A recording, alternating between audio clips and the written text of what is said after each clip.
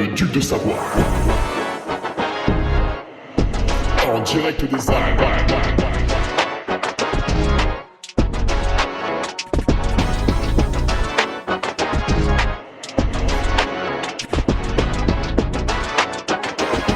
Le podcast de Hugo Ferrari.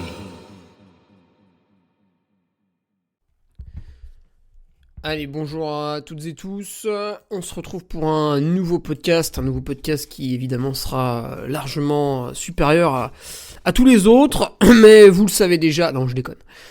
Podcast numéro 303 avec aujourd'hui une question. On retombe un peu sur les questions des auditeurs. Alors j'en ai plus 50 000. Désolé, je crache un peu dans le micro, ouais, je sais, ça vous a fait mal aux oreilles, mais je m'en fous. Question de Mika Ferrara, avec l'exercice de renforcement musculaire miracle. Voilà, donc il attend un miracle. Peut-être est-il chrétien, peut-être se rend-il à l'église tous les dimanches matins afin que le miracle se produise, et grâce à un exercice qu'on imagine unique, qu'on imagine facile à faire, parce que si c'est dur, c'est chiant. On imagine qu'il faut pas le faire souvent non plus, et bien grâce à cet exercice magique, vous allez avoir des très grosses cuisses, et vous allez donc pouvoir niquer ceux qui perdent beaucoup de temps à faire tout un tas d'exercices. Alors évidemment, ça n'existe pas, mais on va essayer de répondre à ces questions, que j'ai bien sûr tarabiscoté pour faire un titre putaclic, et toi tu as cliqué, voilà, donc ça a marché, impeccable. L'exercice de renforcement miracle, j'avais presque envie de vous faire le podcast en mode, vous prenez l'abonnement à l'application Scalpel que réalise mon préparateur physique, Mathieu. Voilà, vous prenez l'abonnement à l'application Scalpel et puis le podcast est terminé. Voilà, 1 minute 45, c'est fini.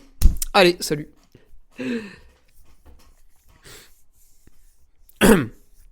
Bon, est-ce que je le continue ? Je le continue pas ? Allez, je déconne. On va souhaiter la bienvenue aux nouveaux patriotes de la semaine, voilà, qui viennent grossir les rangs de la Ducarmie. Nous dominerons le monde un jour, voilà, je préfère vous prévenir avant. Donc un petit peu comme Anakin Skywalker dans La Revanche des Sith, l'épisode numéro 3 de Star Wars. Si tu n'es pas avec moi, tu es contre moi. Voilà, c'est binaire. Un petit peu comme les hommes et les femmes. Hein, c'est on n'y a pas de un homme-femme, vous voyez, ça coince. Alors les nouveaux patriotes, Clément Gimeno, Iki Empire, c'est pas ce que c'est. Rémi Joly, Pierre Anselme, Eddy Alani, Ronan Guillaussou, Anthony, tout simplement, John Domenech, Bertrand Théron, Pierre Lambeau, Clément Gerbet, Cyril Berger, Maverick, Colette, Charles Lemarié, Nicolas Corret, Fabrice Leclerc, Sylvain Rousselot, Florian Matisse, et le retour ou le réabonnement, c'est selon, de Jérémy Pinon, Pierre-Olivier Brioude, Nico Willem, Roméo Michel, Aline Contival et Kevin Yann. Voilà pour ma Ducarmie, bien sûr, on sort d'un week-end au Vulcain, alors on était 25 inscrits, et on était 15 dans notre logement, donc voilà, je vais pas vous faire un dessin, on a passé un bon week-end, on est très content, voilà. Next, c'était génial. D'un point de vue speaker, écoutez, la neige est retombée un petit peu, en Savoie, alors calme-toi, 15 cm, mais du coup, les tracés de la course de ski de fond, la Savoyarde, peuvent avoir lieu, donc hier j'ai animé la nocturne, du coup j'ai la gorge qui est enroué, voilà. Et samedi, nous aurons le biathlon, ouvert à toutes et tous, même si vous êtes un gros manchot et que vous n'avez jamais tiré la carabine, on est là pour vous former pendant 1 heure ou 2, et ensuite une petite course pour s'amuser un peu, voilà. Biathlon samedi matin, et course style libre le dimanche, voilà, simplement. La course classique n'a pas pu être maintenue puisqu'il faut un petit peu plus de hauteur de neige en fait pour tracer les traces. Donc pas de classique, mais toutes les courses en style libre, et donc en skating, sont maintenues le dimanche. D'un point de vue athlète, écoutez, le Vulcain était vraiment très sympa. Moi, j'ai couru le 22 km. Parce que vous le savez maintenant, alors si vous êtes patriote, vous le savez depuis octobre, l'Eco-Trail de Paris arrive. Et c'est vrai que j'en ai plus ou moins fait un peu la course de sortie d'hiver, tu vois, un peu l'objectif qui validerait, disons... Attends, 1, 2, 3, 4, presque 4 mois de préparation, quasi uniquement tourné vers l'Eco-Trail. Alors, j'ai quand même fait peut-être un peu plus de dénivelé que ce qu'il faudrait, et un petit peu plus de musculation que ce qu'il faudrait, puisque évidemment, on a l'UTMB qui est la course. Il n'y en a pas d'autres qui rivalisent avec lui, même si quelques gens de mauvaise foi ou simplement stupides vont essayer d'avancer des hypothèses contraires. C'est évidemment faux. Vos courses à côté, ça n'intéresse pas les gens en fait. Globalement, hein, c'est l'UTMB qui concentre toutes les attentions. D'ailleurs, quand le départ est donné, on sent que voilà, la course de l'année est partie. Et voilà, on ne tergiverse pas. Ah oui, mais ça passe à l'équipe 21. Alors, donc le Vulcain, bah tiens, en plus on a couru sous une mauvaise météo, donc ça, plus la nocturne hier soir, la gorge, si tu veux, voilà. C'est sûr que les mecs qui font des photos Instagram depuis leur canapé dans une pièce chauffée à 22 degrés, si tu veux, ils s'enrhument pas trop, quoi. Après, vous avez ceux qui ont une vraie vie, et du coup, eux, ils s'enrhument un peu plus. Parce que c'est dur, t'es dehors, voilà, t'es exposé à des conditions un peu difficiles. Bah, des fois, tu fais du seuil, il est 18h30 et il fait 3 degrés. C'est sûr que, ouais, par rapport au mec, si tu veux, qui nous fait un beau réel sur Instagram, en nous montrant sa nouvelle crème de massage, ouais, il y en a un qui va tomber malade et pas l'autre, ouais. Ouais, c'est sûr, il y a une différence, ouais. Après, moi, la crème de massage, voilà. Au niveau des t-shirts, écoutez, on a merdé la semaine dernière sur la livraison. Le mec est venu, j'étais pas là. Il a laissé un mot pour que j'aille à l'entrepôt le mardi. J'avais compris le lundi. On s'est re-raté. Et à l'heure où j'enregistre le podcast, nous allons donc réaliser une livraison main à la main entre l'atelier et le Duc. Plus de prestataire, rien du tout. Le 06, clac, le téléphone sur l'oreille. Et ça va le faire. Donc je les ai ce soir. Maintenant, c'est sûr. J'habite à 35 minutes de l'atelier qui confectionnait les t-shirts. Et bah voilà, tu prends un transporteur et tout. Et c'est parti en couille. Il y a eu le week-end. Et voilà. Donc je l'ai ce soir. Voilà. Désolé pour celles et ceux qui l'attendaient un peu. Bah écoutez, la prochaine fois, j'irai en personne, comme la première fois d'ailleurs, et puis ce sera réglé. Voilà, bon, ce n'est pas très grave, vous les aurez. Du coup, le jeudi, bah, paf, on va arriver à la poste à 9h avec tous les colis, et ce sera parti. La promesse du Colissimo, c'est 48 heures, donc normalement, vous l'avez samedi. Merde, le truc est tombé. Voilà. Pour celles et ceux qui n'avaient pas précommandé le t-shirt, écoutez, pas de problème. Cette fois-ci, j'en ai fait un peu plus, donc... Le t-shirt est sur mon site internet en vente classique avec tout le reste. Alors est-ce que je dois encore préciser que ce t-shirt est largement meilleur que toutes les merdes que vous portez actuellement? Parce qu'il est fait en France en fait. Voilà, il est made in France. Voilà. Donc c'est des salariés français en fait qui ont travaillé dessus.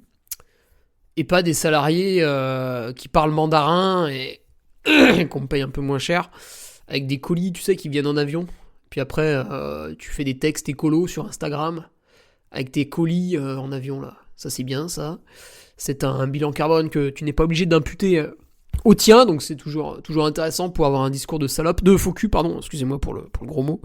Quoique faux cul, c'est pas mal aussi comme gros mot. Bah, ça passe pas non plus, ouais, ça passe pas non plus. Peut-être pour ça que quelques plateformes de podcast en profitent pour me censurer. On pense à Google la semaine dernière, voilà, bande de gueux.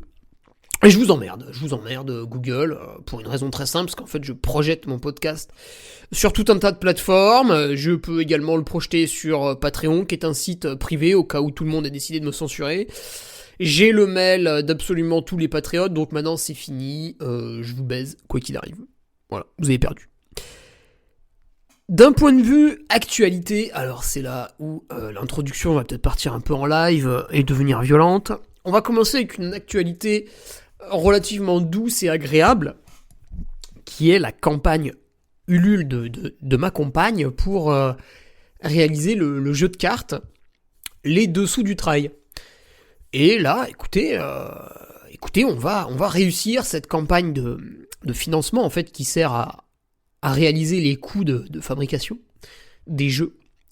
Et donc, ceux qui ont commandé, ben voilà, vous allez pouvoir être livrés. Alors par contre, elle est en train de négocier un peu sur la fabrication, la livraison, voilà, tout ça, ça prend un peu du temps. Faire un échantillon, maintenant qu'on voit que ça va jouer, on crée un échantillon, parce que l'échantillon, en fait, coûte 10 fois le prix du jeu final, c'est un seul échantillon. Mais voilà, c'est une très bonne nouvelle, je suis très fier d'elle. Vraiment, j'ai hâte d'avoir le truc entre les mains, là, ça va être très sympa. Et puis surtout, on coche une case qui n'était pas remplie, celle des jeux de société en trail. Donc l'excellent Trail Up, bien sûr, existe déjà, mais c'est différent, en fait, c'est un jeu de plateau. Et là, on sera sur un jeu de cartes, donc voilà. Tout à fait complémentaire, une idée de cadeau sympa, voilà, que du positif. Alors, à l'actualité, vous vous dites, tiens, est-ce qu'il y en a un autre qui s'est fait gauler, comme Stian Angermoon, là, à prendre des produits masquants, qui masquent donc des produits vachement pas autorisés. Non, pas de trailer. Bon, on a les sœurs Ben Fares, voilà, on en a 2 qui sont chargés, la 3e, on sait pas encore, peut-être ça va être la nouvelle actualité du mois prochain, on n'en sait rien, voilà, évidemment, vous avez une liste d'excuses longue comme le bras, servie par le papa, bon, c'est vrai, c'est pas vrai. Ça m'a fait marrer ce truc, enfin comme à chaque fois, parce que vous avez donc le dopé qui se fait contrôler positif. Et à chaque fois, il vous sort une excuse. Voilà, c'est pas sa faute. Voilà, tous les gens qui sont contrôlés positifs, regardez les affaires de dopage. On contrôle quelqu'un à un produit, le mec, c'est jamais sa faute. Voilà, c'est jamais lui, le truc est toujours arrivé ici par hasard, ou alors il sait pas comment, enfin c'est pas sa faute. C'est jamais sa faute. À croire qu'on ne contrôle que des mecs qui se dopent pas et qui ont pas de chance, quoi. Et c'est tous les jours. Des mecs qui ont pas de chance tous les jours, ça c'est incroyable. Et donc là, vous avez les excuses, les justifications sorties par le papa. Alors après, c'est toujours des trucs, tu y crois pas. L'excellent article d'Odile Baudrier sur SP15, le média SP15 est à lire, c'est très, très intéressant. Alors Odile, pour celles et ceux qui ne la connaissent pas, vous avez un bel article, une interview d'elle en fait, qui est dans Point de côté, là, le nouveau, là, le numéro 5, pour se faire un peu une idée sur le personnage, voilà, qui est journaliste et qui s'est spécialisé un peu dans les affaires de dopage, ce qui ne rend pas sa vie plus douce, puisqu'évidemment les dopés sont des gens qui vous cassent les couilles en permanence, mais force à elle en tout cas. Là, son article est génial, puisqu'elle interroge tous les partis, donc elle interroge le présumé coupable, la famille du présumé coupable, elle interroge aussi également pas vraiment la FLD, mais ceux qui diligentent un peu le contrôle. Voilà, donc toutes les parties sont interviewées, tout est retranscrit, vous lisez et vous faites votre propre avis. Alors, une fois qu'on a fini la lecture, on ne peut rien affirmer, et donc chacun se fera son avis. Mais du coup, on n'a pas eu de trailer. Oh, ça va sans doute venir, il faut être patient. On a Luca Manfredi qui quand même s'est inscrit au Tour des Géants. Alors je sais pas ce qu'il va prendre comme produit pour le Tour des Géants. Lui, il aime beaucoup la cortisone quand il était coureur à pied. Et puis quand il était cycliste, il me semble que c'était de la pseudo-éphédrine. Donc plus ou moins de l'EPO quand même. Voilà, bah vous tapez dans Google Luca Manfredi dopage, ça vous fera un peu de lecture. Voilà, alors évidemment, il va râler que j'ai dit ça. Écoute, bah il fallait juste pas te doper en fait. Parce que quand tu tapes Hugo Ferrari dopage dans Google, toi, il y a pas d'article, il n'y a pas de condamnation. Voilà, la vie est simple en fait. Très très simple, tout est simple dans la vie. Donc du coup, la dernière news, puisque cette introduction est évidemment partie en sguigou, la dernière news c'est Cyprien. Bon, pas le youtubeur, hein. J'ai rencontré en fait, hier soir, à l'issue de la nocturne de ski de fond, la personne qui était 3ème de la synthé sprint, enfin la course de 13 km là, c'est peut-être la synthétique, je sais plus. Et qui s'est fait en fait doubler par Jean-Marc Guillon. Vous savez, celui qui a triché et qui a été déclassé. Et du coup, tout en mangeant ma croziflette, j'ai pu, entre plusieurs bouchées, non seulement avoir l'impolitesse de parler la bouche pleine, mais aussi entendre son histoire. Et donc, le mec arrive sur le podium, tu vois, pensant qu'il était 3ème, et là, paf, en fait, il est appelé en tant que 4ème. Et le Jean-Marc Guillon arrive sur le podium, absolument pas gêné, hein. Donc pour rappel, il avait coupé le parcours en fait. Contre son gré, pas contre son gré. Et à ce moment-là, en fait, tous les jeunes sur le podium savent que Jean-Marc, il a rien à faire là en fait. Tu vas sur Lifetry, tu vois les vidéos de lui, il trottine à 10 km/h dans les rues de Lyon. À aucun moment, il peut être sur le podium d'une course qui s'est déroulée à plus de 17 km/h de moyenne, tu vois, c'est pas possible. Lifetry possède même les temps de passage, puisqu'il y avait quand même un pointage. Et en fait, sur la première section, il a fait du plus de 22 km/h. Sachant qu'il avait sur lui un camelback, une veste de pluie et un pantalon de pluie. Et donc, il a réalisé une section à plus de 22 km/h quand l'ensemble de la tête de course était à 19,5, ce qui évidemment fait rire absolument tout le monde, mais lui ça le gêne pas, il monte sur le podium, tu vois, donc voilà, il arrive là, comme ça, là, et il serre la main du jeune, qui vient de baiser, hein, il vient de le baiser, hein, il vient de lui piquer sa 3ème place, il lui serre la main et lui dit sans rancune, tu sais, en mode, ouais, je t'ai doublé et tout sur la course, sans rancune, non mais sans rancune de quoi, espèce de voleur? Sans rancune, mais le mec n'a aucune honte. Et donc on lui donne les lots et tout, et au jeune je lui dis bah putain ouais c'est vrai, c'est dégueulasse et tout. Et par curiosité, hein, vraiment, comme ça, tu vois, je crois que j'étais en train de prendre une bouchée qui était particulièrement corsée en fromage sur ma croziflette, et je lui dis, mais tiens, c'était quoi les lots, tu vois? Il me dit, ouais, moi j'ai eu des petits lots nature, je sais plus, c'était une bricole. Et il me dit, lui, il avait quand même un petit trophée, et puis un bon d'achat Iron 50 €. Je lui dis, ah ouais, putain, ça fait chier et tout, ouais. Et en fait, là où l'histoire est intéressante, c'est qu'évidemment, ils ont pas pu le déclasser tout de suite, l'organisation. Ils étaient embêtés, ils avaient pas une preuve formelle. Parce que, humainement, c'est peut-être possible de courir à 22 km/h, donc on pouvait pas le déclasser pour ça. En fait, il a été déclassé parce qu'il avait prétendu qu'il avait pas de trace GPS, et sur sa photo finisher, 3 jours après, on a vu qu'il avait une montre GPS. Donc en fait, il a menti, mais jusqu'au bout.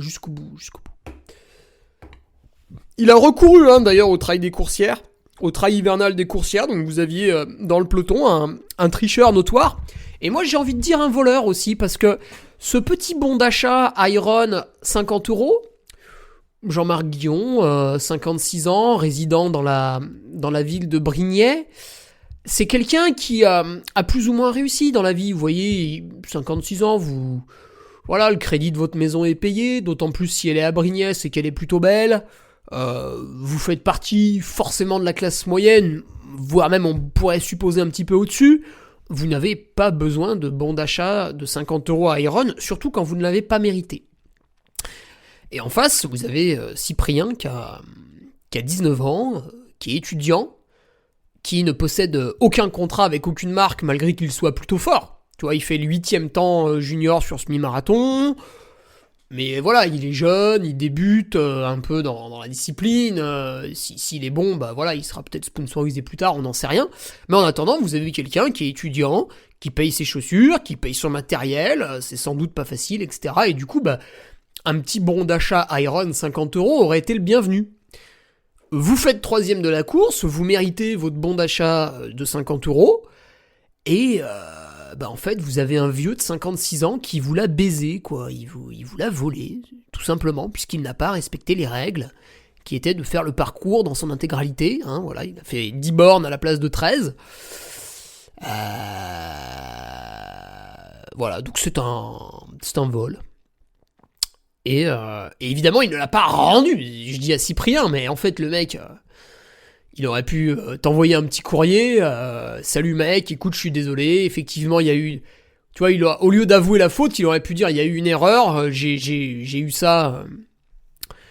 J'ai eu ça par erreur. Bon, bah voilà, je te le rends. Tiens, je t'ai mis le bon dans le courrier. Salutations à toi. Bonne continuation dans le running. Non.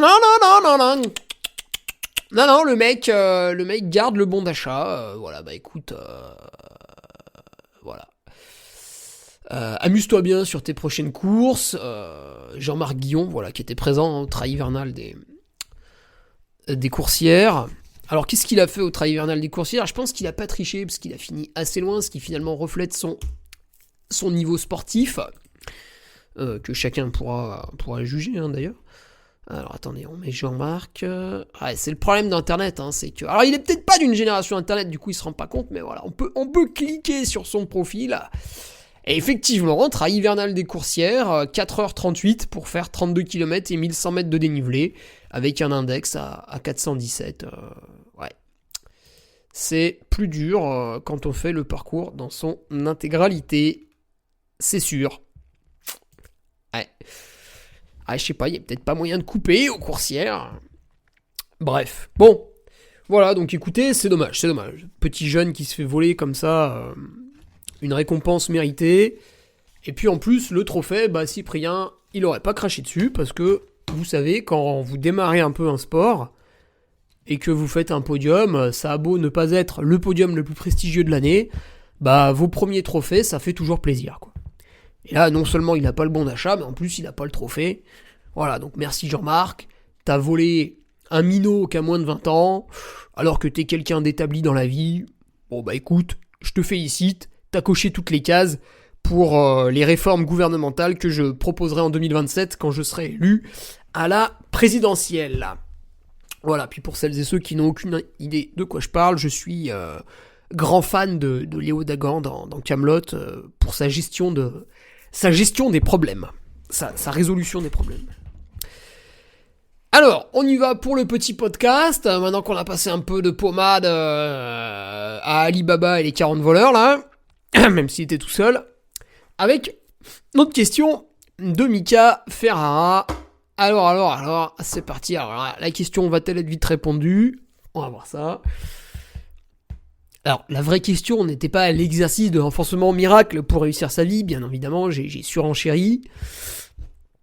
La vraie question, en fait, et on peut le comprendre, parce qu'on a tous pas le temps, parce qu'on fait tous trop de choses, en fait. On veut être bon partout pour être accepté socialement, parce qu'on a peur d'être exclu du groupe, et du coup, on n'a pas le temps de bien faire les choses. Donc on fait un petit peu de la merde partout, et sa question était...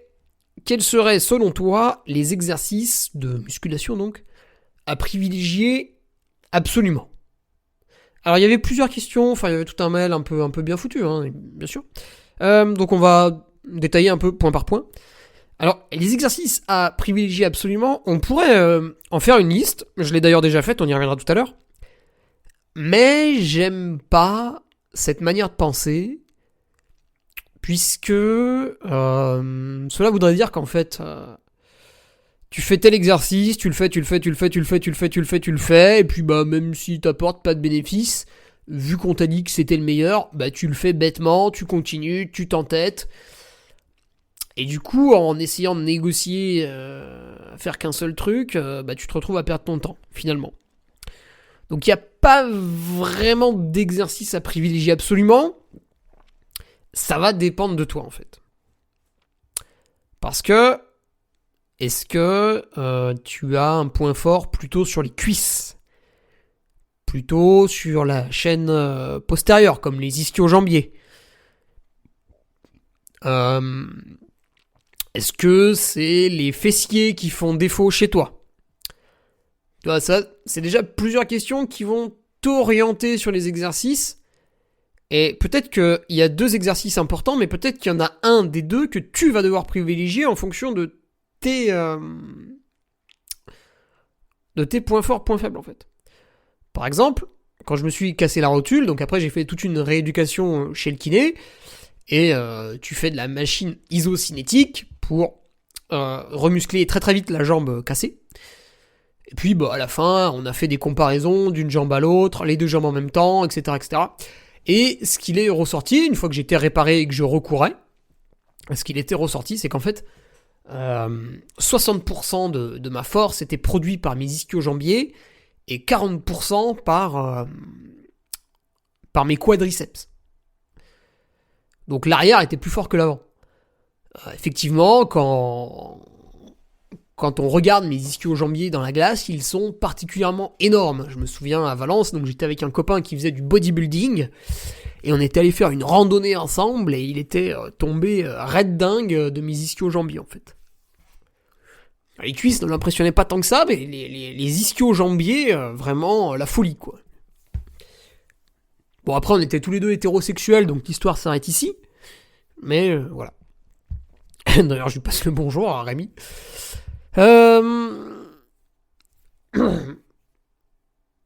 Après, il y a aussi une question de volume musculaire, parce qu'en fait, peut-être tu vas t'entêter sur des exercices alors que t'as pas besoin, parce qu'en fait, t'es un mec qui vient du crossfit. Je prends l'exemple d'un patriote qui a souscrit à l'application Scalpel de mon préparateur physique, et il trouvait que c'était facile. Alors, comme il est un peu, je sais pas, sympa, ou je sais pas comment dire, il a pas trop osé le dire. Puis au bout d'un moment, il a dit, ouais, bon, quand même, sur cette appli, je me fais chier. Et donc, mon préparateur physique s'est dit, tiens, bon, c'est bizarre, normalement, c'est plutôt bien fait. Et en fait, le mec était très grand, très costaud, musclé, et du coup, forcément, les poids qu'on lui faisait déplacer, même lorsque c'était une situation un peu en équilibre, il fallait un gainage intense, la personne avait de grandes facilités à le faire, parce qu'en fait, il maîtrisait déjà le truc. Donc, selon ton volume musculaire, ce qui vient un peu de ton passif en termes de sport, là aussi, tu vas peut-être pas avoir besoin d'insister comme une bête sur les exercices. Donc c'est foutu, hein, il faut que tu réfléchisses, malheureusement, Mika. Alors, la deuxième question était... Quels sont, selon toi, les exercices à privilégier absolument? Donc déjà, le mot absolu, on enlève. Que ce soit pour de la performance, mais également de la prévention de blessures. Alors là, il y a un problème. Tu peux pas... Ça va être très dur. Tu peux pas réaliser une performance tout en prévenant les blessures, en fait. Pourquoi le sportif de haut niveau se blesse? Parce que c'est un trou de balle? Oui, parfois oui. Mais le sportif de haut niveau se blesse parce que son but, c'est de niquer les autres, qui sont aussi des sportifs de haut niveau, qui ont le même temps libre que lui. Et du coup, pour bien niquer les autres, il va s'entraîner... Si son adversaire s'entraîne 20 heures, le mec va s'entraîner 21 heures, tu vois. Enfin, il va faire toujours le petit truc en plus que l'adversaire pour essayer de performer plus que l'adversaire. C'est assez logique à comprendre. C'est celui qui va s'investir le plus qui va réussir plus que l'autre. Et à potentiel égal, bien sûr, commence pas à me dire « Ouais, moi je connais machin, il s'entraîne pas beaucoup. » Je m'en branle. C'est ton podcast? Non, c'est le mien, ta gueule. Du coup, notre sportif de haut niveau, en fait, va tendre vers la performance. Donc, par exemple, si on parle de musculation, parce que là, c'est le podcast sur la musculation, on va pas parler des oiseaux. Si on parle de la musculation, notre sportif de haut niveau, il voit que son adversaire fait une séance de 3/4 d'heure et une séance d'1 heure. Lui, il va faire une séance d'1 heure et quart et une séance d'1 heure. Tu vois, comme ça, il va faire plus. Et puis il va lever des poids plus lourds, il va prendre moins de récup, enfin voilà, tout ce que tu veux, il va durcir la séance par rapport à l'autre. Donc en voulant faire de la performance, il va prendre le chemin de la blessure. Et ouais, ça te la coupe. Hein. Et ça, je pense que beaucoup de gens l'ont expérimenté à leur petit niveau, puisqu'en fait, vous n'êtes pas forcément sportif de haut niveau, mais vous avez un emploi du temps rempli. Donc le sportif de haut niveau, le sportif professionnel, ce qui le limite dans son emploi du temps, c'est que la journée fait 24 heures. Le sportif récréatif, ce qui le limite dans son emploi du temps, c'est qu'il faut qu'il aille au travail. Et éventuellement, quand il rentre du travail, il a peut-être une famille à gérer. Bon, après, le sportif professionnel a le droit lui aussi d'avoir une famille. Hein. C'est des gens libres en général, sauf en Chine. Mais, pardon. Du coup, le sportif récréatif, si tous les soirs il a un créneau d'1 heure pour s'entraîner, et que tous les soirs il s'entraîne 1 heure, eh bien, il a poussé les curseurs au maximum. Et du coup, il va lui aussi tendre vers la blessure. Parce qu'il n'a pas de créneau de récupération, vu que ces créneaux disponibles, il les a dédiés au sport. C'est pour ça que des exercices qui vont te faire gagner en performance et en prévention des blessures, là, on est un petit peu dans le rêve, qui en plus n'est pas américain. Donc ça marche pas. Par contre, on peut quand même résumer la chose en disant que globalement, quelqu'un qui ne faisait pas de séances de musculation et qui fait que courir, ben le jour où il va se mettre à faire des séances de musculation, c'est vrai que ça va prévenir les blessures. Parce que quand tu cours, si t'as pas de muscles, bah tes os et tes tendons vont être beaucoup plus sollicités que le mec qui court et qui est un petit peu musculeux. Après c'est pareil, si vous êtes trop musculeux, bah il y a trop de poids, et donc ça va écraser vos os et vos tendons. D'ailleurs, vous avez les excellents podcasts de Rudy Koya, qui parle quasiment pas de course à pied, mais il court aussi, il court lui aussi, et c'est quelqu'un qui fait quasiment 2 mètres, qui a un passé de bodybuilder, et du coup il est volumineux quand même le garçon, donc à un moment donné il y a un certain poids qui tape sur chaque pied, et donc il peut pas se permettre de courir beaucoup ou d'avoir des chaussures minimalistes. Donc le muscle, bah très bien, hein, adapté à la course à pied. Si vous en avez pas du tout, c'est dangereux. Si vous en avez trop, bah pareil. Voilà. Donc c'est vrai que on peut se muscler, et c'est vrai que ça peut prévenir un peu les blessures. Mais à ce moment-là, tu fais un peu une séance hybride, et du coup peut-être que tu vas te freiner un peu en termes de performance, tu vois. Et je vais t'expliquer pourquoi.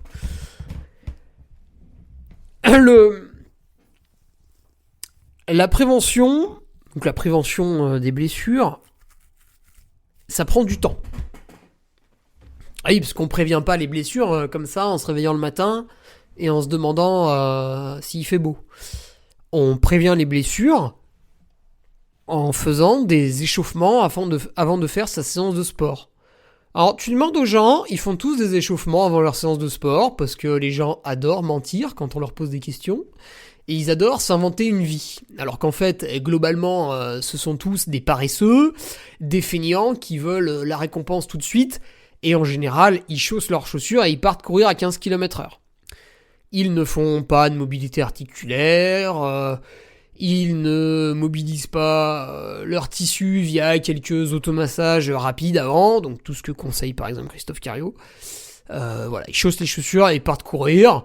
Et puis dès le début, ils sont à 12-13 km/h, puis après ils font la séance de fractionné, puis après ils rentrent. Donc voilà. Alors ça passe 1 fois, 2 fois, 3 fois, puis après vous avez une gêne au talon d'Achille, puis vous demandez à Hugo Ferrari s'il a une solution miracle pour que vous puissiez guérir. Bah oui, la solution miracle, c'est de réfléchir un peu à sa pratique. Si tu as mal quelque part, c'est qu'elle a été déraisonnable à un moment donné. Donc voilà, tu étais dans l'erreur, il va falloir revenir. Et le purgatoire peut être long, hein, bien sûr. Donc, prévenir la blessure prend du temps. Pareil, vous allez faire une séance de VMA sur piste. Bah, il va falloir s'échauffer 15, 20, 25 minutes en courant doucement. Pourquoi pas progressivement. Il va falloir faire des gammes pour que votre corps soit un peu dans tous les mouvements. Puis après, il va falloir refaire monter un peu votre cœur, en trottinant un peu, en faisant quelques lignes. Et puis, tout mis bout à bout, peut-être que cet échauffement vous a pris 30, 35, voire 40 minutes. C'est peut-être pas déconnant. Alors, ça vous fait chier. Vous avez le droit de pas le faire. Mais après, quand vous vous blessez, vous fermez votre gueule. Voilà, vous la bouclez. Donc ça prend du temps. La performance prend du temps, parce qu'une fois que tu as réalisé 35-40 minutes d'échauffement, il faut que tu réalises ta séance. Et le fractionné va être long. Plus tu t'adaptes, plus il va être long. Voilà. Donc la performance va prendre du temps, puis après il y a le retour au calme, puis après il y a la récupération.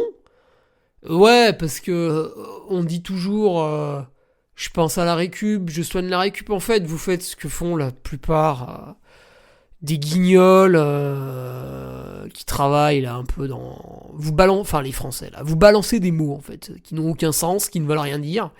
Alors le meilleur pour ça, c'est notre président. Il fait des phrases qui sont très belles, quand vous l'écoutez, vous dites « Ah putain, quel orateur !» Et quand vous écrivez la phrase qu'il a dite, vous la regardez, vous la lisez, puis vous dites « Putain, mais en fait, ça veut rien dire. » Où sont les mesures ? Ah elles sont pas là. Mais c'est un peu pareil. Les mecs, tu leur dis « Ouais, tu manges bien, toi ? Tu manges bien ?» Le mec, il dit « Bah ouais, moi je mange équilibré. Ok. » Et si la discussion s'arrête ici, vous êtes tous les deux échangés des mots qui voulaient rien dire, et au final, vous restez dans la médiocrité. Par contre, le mec, tu lui fais « Ok, tu manges bien, tu manges équilibré ? Ok. Attention, contrôle surprise. Avant-hier, qu'est-ce que t'as mangé au petit-déj ? Au midi ? Au goûter ? Au soir ? C'était quoi tes activités physiques en parallèle de ça ? Ah, d'accord. Donc en fait, tu manges pas équilibré. Ok, d'accord. Donc, tu vas perdre du temps, puisque si tu fais 1 heure de sport, c'est toujours selon Christophe Cario, il va falloir qu'en parallèle, tu mettes en place 1 heure de récupération. Alors, attendez, bémol. Évidemment, Christophe Cario, c'est quelqu'un qui vient du monde du karaté, donc quand il réalise un entraînement, c'est quelque chose d'intense et de violent, qui, pour avoir fait du karaté, alors j'étais pas à haut niveau, lui a été champion du monde quand même, c'est autre chose, mais le karaté, globalement, vous avez... nous on avait 1 heure d'entraînement, mais en fait, le cœur de séance durait 3 quarts d'heure, on va dire. Le reste était des échauffements et des retours au calme. Justement, au karaté, il y a beaucoup de disciplines autour de ça. Mais, ce que veut dire Christophe Cario, je pense, c'est que lorsque vous réalisez 1 heure d'entraînement un peu intensif, donc ça, si c'est 1 heure à pied, peut-être le footing léger ne va pas compter, encore qu'il faut faire attention au choc. Mais si vous faites un peu de seuil à pied, si vous faites un peu d'intensité, si vous faites une sortie trail avec pas mal de dénivelé, eh bien, en parallèle, il va falloir mettre 1 heure, 2 heures, 3 heures de récupération active. Ça, c'est ce qu'il dit. Donc la récupération active, qu'est-ce que c'est ? Pour un sportif bien entraîné, ça peut être un petit tour de vélo doucement, sans faire monter le cœur, en étant relativement véloce. Ça va vous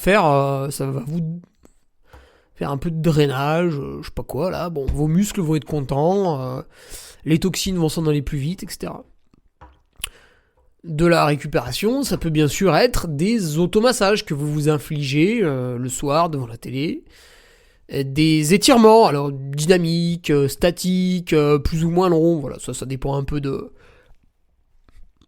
ce que vous avez fait la veille, ce que vous allez faire le lendemain, etc. Tout ça, il l'explique dans son livre Savoir s'étirer. La récupération peut être un bain d'eau froide, peut être une séance de cryothérapie, peut être un bain chaud également. Ça peut être un petit sauna, un petit jacuzzi, des choses qui vous détendent. Vous savez, par exemple, quand vous faites une sieste. Donc moi, je fais très très peu de sieste. À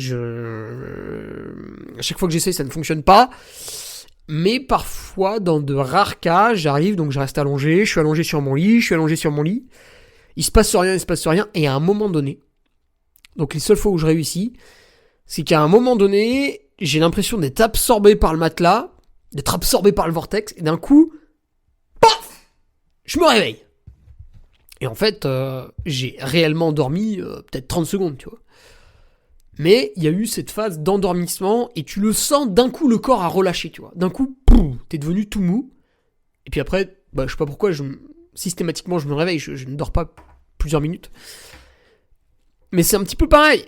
Vous faites, alors un bain froid, ça m'étonnerait, mais vous faites un petit jacuzzi, vous faites un petit bain chaud, vous laissez la tête penchée en arrière, le sauna, enfin chez moi le chaud marche très bien.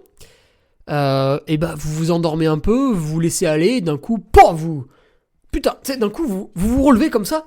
Vous êtes dans le jacuzzi, vous faites un peu la grosse loque là sur le banc, et d'un coup, vous avez un petit coup de tonus là, vous vous réveillez. Et bien ça y est, vous avez atteint ce petit lâcher prise qui faisait partie de la récupération. Ça peut exister aussi. Par exemple, l'autre fois, j'étais fatigué, c'est vrai, mais mon masseur donc m'a massé, ce qui est un peu le but d'un masseur. Et j'étais fatigué, donc il se taisait, je me taisais, et puis à un moment donné, les yeux se sont fermés, et je me suis assoupi comme ça.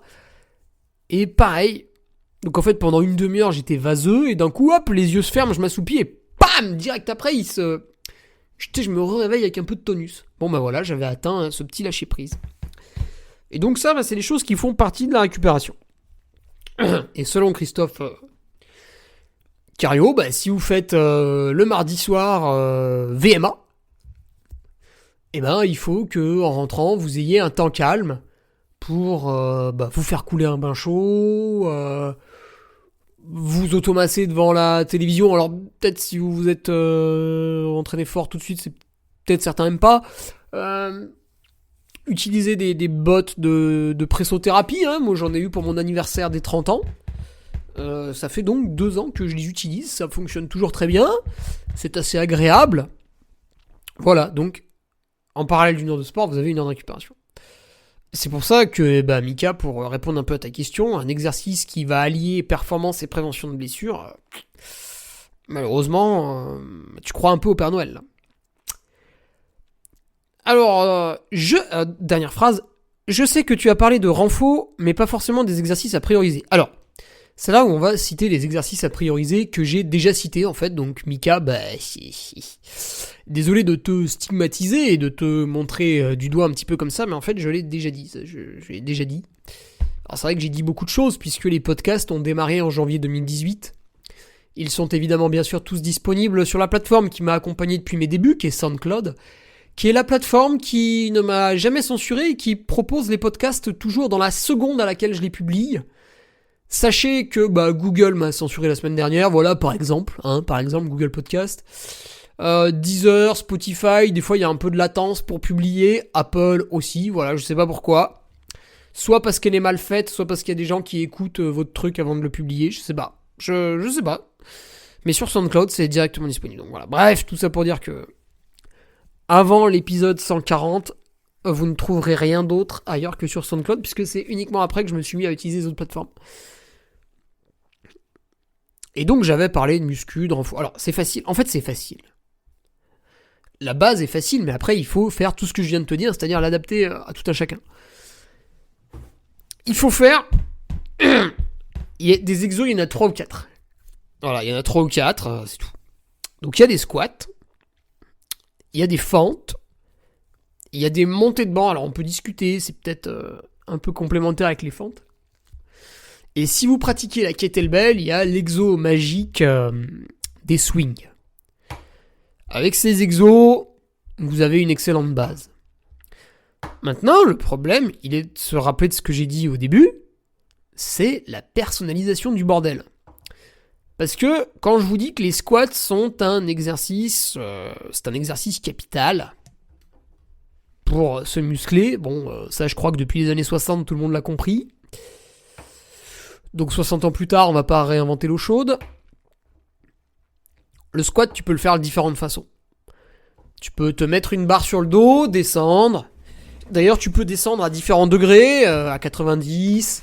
Tu peux descendre les fesses un peu sous les genoux. Alors là, il faut beaucoup de souplesse. Voilà, tu peux descendre à différents degrés. Puis tu as une barre sur le dos, qui sera plus ou moins lourde, hein, bien sûr, ça tout le monde l'a compris. Mais tu peux aussi faire du squat guidé. Donc là, la barre, elle descend dans un rack. Du coup, elle descend droit. Toi, tu es guidé, donc c'est encore plus facile. Tu peux mettre une ceinture pour le dos, donc là, ça va être encore plus facile. Tu vas pouvoir mettre une charge plus lourde. Et tu peux faire tes squats avec des kettlebells. Là, par contre, on va parler de front squat parce que la kettlebell, tu peux pas la mettre dans le dos. Tu es obligé de la mettre devant. Donc, tu peux la porter en goblet squat avec tes deux bras, une kettlebell face à toi. Et tu peux prendre une kettlebell dans chaque bras et mettre tes bras pile poil au-dessus de tes cuisses pour descendre. Et en fait, tous ces squats vont faire travailler un peu plus les fessiers, un peu plus les ischios, un peu plus les quadriceps. Ça va dépendre déjà du type de squat, mais ça va dépendre de ta morpho-anatomie. Alors c'est vrai que vous avez des faux-folles sur internet qui prétendent que c'est de la flûte, ça marche pas, les études scientifiques ceci, cela. Alors moi les études scientifiques je m'en branle, en fait j'ai fini 5 fois l'UTMB dans le top 30, donc si tu veux, quand il y a un truc qui fonctionne sur moi, ton étude scientifique, tu te la roules en biseau et tu te l'enfonces bien profond dans le... Voilà. Je m'en fous, en fait tes études qui sont réalisées sur une population d'autistes amorphes avec une VO2 max de 35, ça m'intéresse pas. Ça m'intéresse pas. Moi, je veux des études réalisées sur des gens qui me ressemblent, tu vois. Quand on prend la population française, j'ai l'impression d'être un loup qui se promène au milieu des moutons, tu vois. Tout le monde est un peu gras, personne ne court plus de 5 minutes sans mourir d'essoufflement. C'est la déchéance. C'est la déchéance. Alors pour ceux qui en douteraient, regardez des photos. Vous prenez les photos là à la plage des années 70 et puis cherchez les gens en surpoids. Cherchez bien, hein. On en voit un ou deux, mais faut bien chercher. Maintenant, vous prenez une photo des plages en 2023, cherchez les gens qui sont pas en surpoids. Bon cherchez bien, hein, vous allez en trouver. Mais on a juste inversé les deux. Donc tes études scientifiques, si tu veux, quand je regarde souvent la population sur laquelle ça a été réalisé, j'ai un peu envie de te dire, mais qu'est-ce que c'est que cette merde ? Qu'est-ce que c'est que cette merde ? Pourquoi tu fais une étude sur des gens incompétents ? À quel moment je vais me rabaisser à leur niveau ? Mais jamais, jamais. Oui, mais là, c'est sur des sportifs. Des mecs qui font 5 heures par semaine ? Mais qu'est-ce que j'en ai à foutre ? Quand je fais de la récup, je fais le triple. Ça me correspond pas. Donc la morpho-anatomie, ce qui est défendu d'ailleurs par Rudy Koya, c'est de dire que voilà, vous avez le fémur qui est long, vous avez le fémur qui est pas long, etc., etc. Et c'est vrai que c'est un peu de l'empirisme, ça repose sur du vécu. Alors ce qui est bien, c'est que du vécu, Rudy il en a. Parce qu'en fait, le mec coach plus d'une centaine de personnes à l'année depuis 2006. Donc là, on est en 2024. Pourquoi Jean-Sébastien, qui sort de son doctorat avec des lunettes, il aurait raison, pas Rudy, tu vois ? Hein ? C'est parce qu'à un moment donné... Donc, le squat, si tu es grand, si tu es petit, ça va développer plus ou moins certaines choses. Moi, si je fais un squat classique, donc je mets la barre sur le dos, je charge, tac, je descends, je remonte, ça va énormément développer mes fessiers et mes ischios. Alors le problème, c'est que j'ai déjà des ischios énormes, donc si je fais des squats, en fait, je vais accentuer mon point fort, donc ça c'est bien, mais du coup, le point faible va rester un très gros point faible. Et le point faible, vous avez compris, c'était les quadriceps. Donc quand je fais un squat, moi je prends des kettlebells, et je les prends au-dessus de mes bras, là, je en mets une au-dessus de chaque jambe, tu vois, les deux kettlebells, là, tac, et je fais mes front squats comme ça avec les deux kettlebells devant. Du coup, le poids est directement au-dessus de la cuisse, et effectivement, je sens que c'est beaucoup plus elle qui travaille. Ensuite, au niveau des fentes, là c'est pareil, si je fais des fentes, mes ischios, le truc va devenir énorme. C'est pour ça que moi, en fait, quand je travaille les fentes, alors je travaille de différentes façons, mais je vais m'intéresser plutôt aux fentes arrière, en fait, qui vont faire beaucoup plus travailler le quadriceps. Alors après, on peut aussi avoir, ça c'est ça qui est sympa avec les kettlebells, c'est que votre fente arrière, vous pouvez la faire en mettant le poids sur la jambe qui reste immobile, en mettant le poids sur la jambe qui bouge, en prenant 2 poids dans chaque main. Enfin voilà, il y a plein de variétés possibles. Vos fentes arrière pour accentuer, parce que c'est un exercice plutôt facile, hein, il faut le reconnaître. Vous pouvez accentuer l'exercice en faisant du front squat et direct après vos fentes arrière. Ou en faisant du swing et direct après vos fentes arrière. Donc vous avez une pré-fatigue du quadriceps, et après, tac, vous l'achevez avec votre exercice de finition qui est la fente arrière. À ne pas confondre avec parfois la pipe, qui est un exercice de finition aussi. Mais là, on n'est plus dans le registre de la musculation, donc ça ne nous intéresse pas, donc on n'en parlera pas. Voilà, la montée de banc, le swing. Alors pourquoi le swing ? Parce qu'on fait plein d'exos avec mon coach quand on fait de la kettlebell. Le swing, quand il est bien exécuté et que tu fais bouger un poids d'homme et pas un truc d'enfant, là, parce qu'il y en a, ils me disent « Ouais, tu fais pas monter le poids au-dessus de la tête. » Bah c'est normal, vu que j'utilise des vrais poids, en fait, je ne peux pas le faire monter au-dessus de la tête.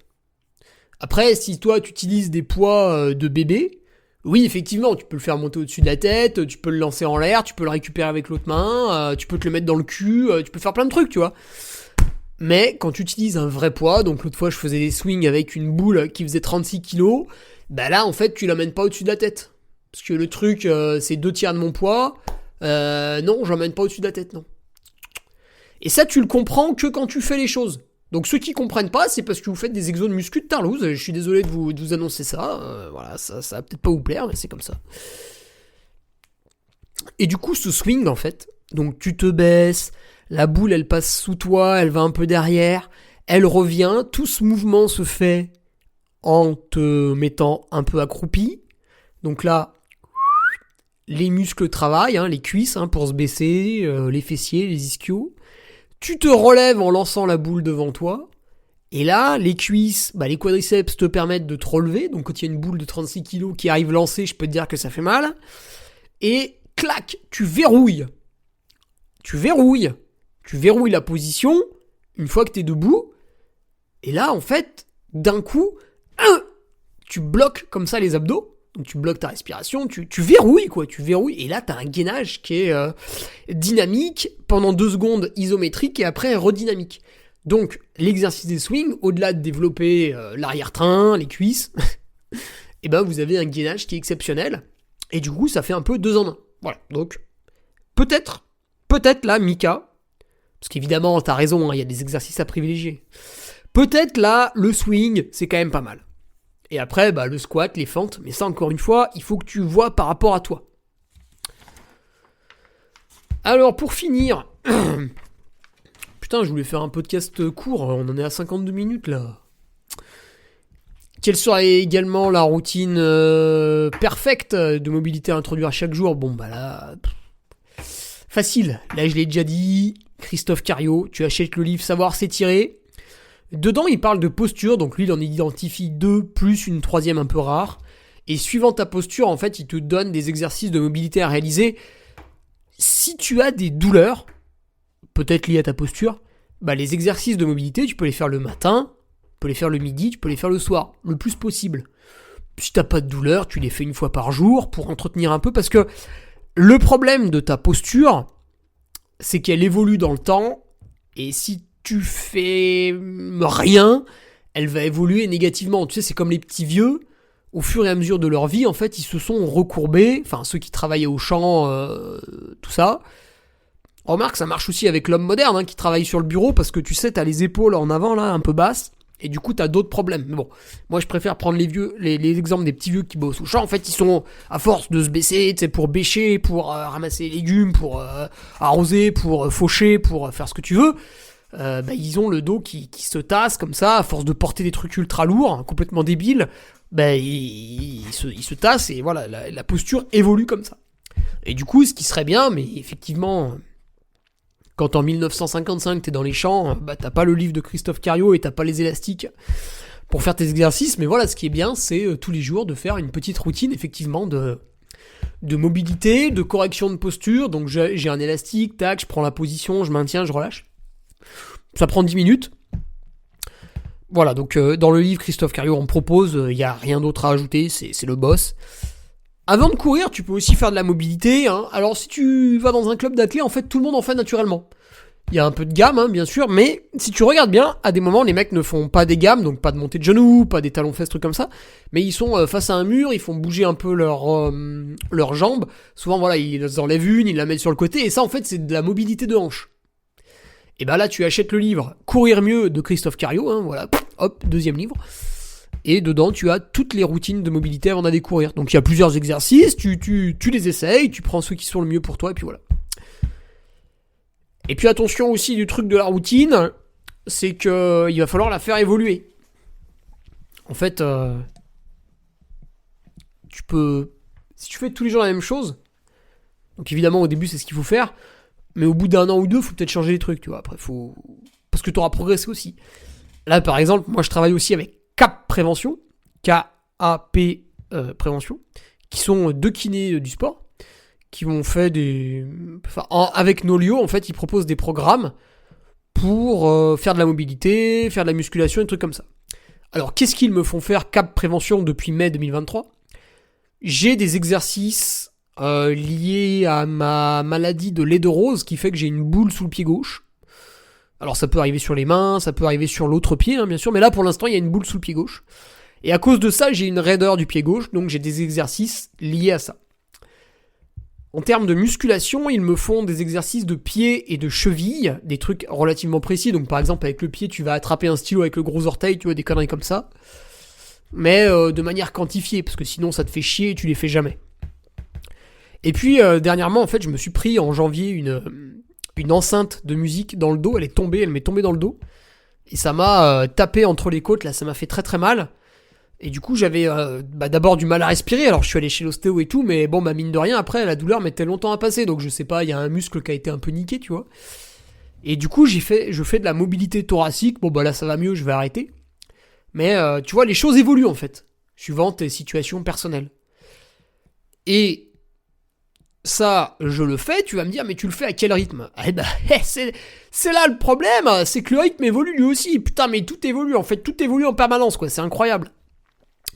Admettons que je fasse une grosse semaine de volume. Donc là, c'était il y a 10 jours, j'ai fait une grosse semaine de volume pour l'éco-trail.